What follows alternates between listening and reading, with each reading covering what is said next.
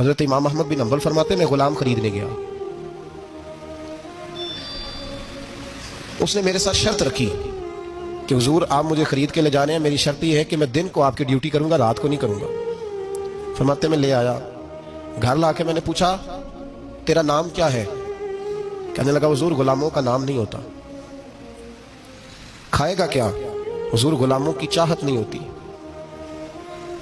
جس نام سے پکارو گے آ جاؤں گا، جو دو گے کھا لوں گا۔ کہا کس کمرے میں رہو گے؟ کہا حضور غلاموں کے نخرے نہیں ہوتے۔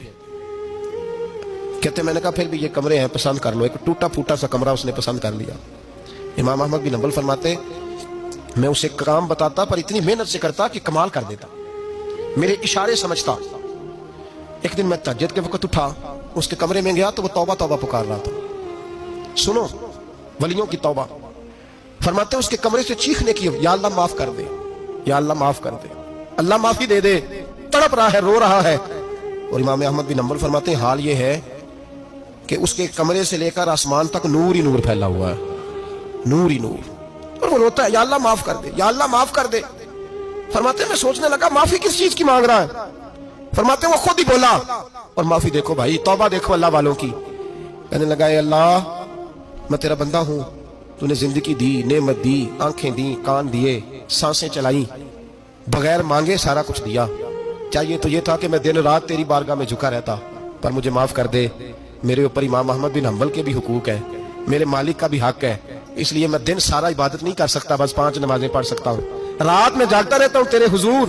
اللہ وہ جو سارا دن میں عبادت نہیں نہ کر پاتا مجھے معاف کر دے، خدایا میری غلطی معاف کر دے، اللہ مجھے بخش دے۔ اور راتی ساری کر کر زاری، نیند اکھاں تھی توندے، فجرے وہی گناہگار کا آون، سب تو نہیں، یا اللہ چاہیے تھا میں 24 گھنٹے سجدے کرتا، بخش دے، یہ میری خطا معاف کر دے۔ ساون کی کالی راتوں میں جب بوندا باندی ہوتی ہے، وہ راتوں کو اٹھ اٹھ روتے ہیں، جب خلقت ساری سوتی ہے، اور درویش کہنے لگے رات پوے تے بے دردانو نیند پیاری آوے، درد مندانو یاد سجن دی ستے امیان جگاوے۔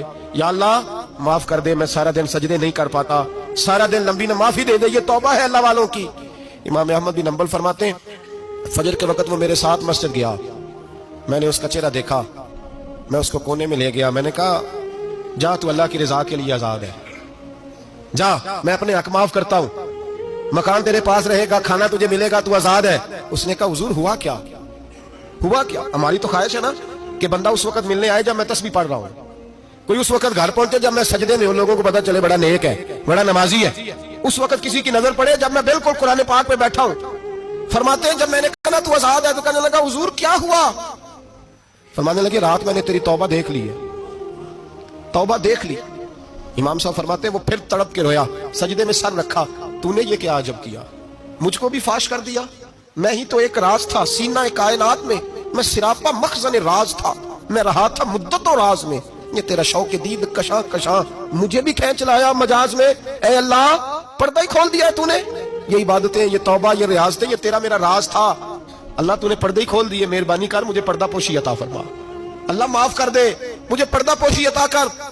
حضرت امام احمد بن حنبل فرماتے ہیں سجدے میں اس نے بلند آواز سے اللہ اکبر کہا، پھر وہ گرا، اس کی روح پرواز کر گئی، پرواز کر گئی، چلا گیا، رخصت ہو گیا۔